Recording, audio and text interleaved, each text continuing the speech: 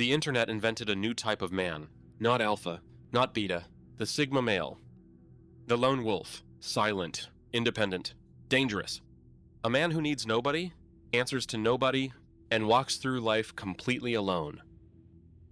And somewhere between the dramatic edits and the rain-soaked slow-motion clips, millions of young men decided this was the goal. There's just one problem. The sigma male is not a personality type. It's a fear wearing a cooler name. Scroll through the internet long enough and you'll see it everywhere. Patrick Bateman edits. Lone wolf quotes. A man in a hoodie walking through an empty city at 3 a.m. Dramatic music. Cold eyes. Zero emotion. And here's the irony nobody says out loud. Millions of young men are watching the same videos, listening to the same funk music, wearing the same black hoodie, to prove to each other that they don't need anyone. They didn't escape the herd, they just joined a different one.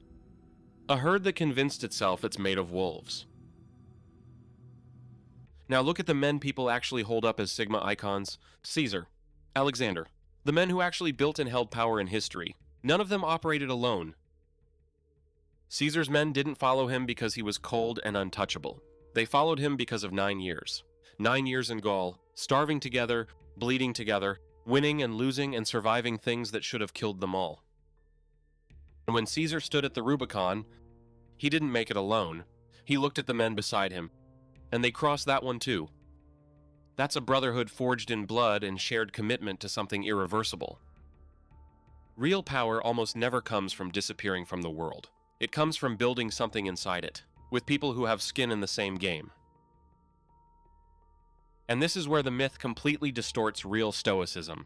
The Sigma aesthetic borrows the surface of Stoic philosophy, the coldness, the silence, the emotional control, and throws away everything underneath. Marcus Aurelius didn't hide from the world. He wrote privately about doubt, grief, exhaustion, and then went to work governing an empire. Not because it was easy, because he believed a man's discipline exists to serve something beyond himself.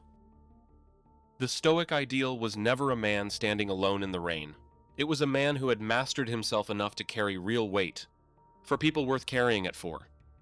A man with no one to protect has no use for that discipline. Men used to march 40 miles in sandals, sit in trenches for years, cross oceans with no way back, because the contract was brutal, but it was clear. That contract is broken now, and you can see it, not in theory, but in moments like this. A young man, early 20s, driving a motorbike for a ride-hailing app. The reporter asked him how life was going, and the guy started crying. Not dramatic, just quiet tears. The kind that happen when someone has been holding something for a long time and finally gets asked about it. He said something simple. I have a university degree. I have 2 working hands. I want to work, but I still can't earn enough money. That's it. No blame, no excuses. Just a young man who did everything right, still losing, and running out of ways to explain it. You did what they told you. Study. Stay disciplined. Do the right things. Play by the rules nobody wrote down but everyone seemed to understand. And somewhere along the way, you realized it didn't matter.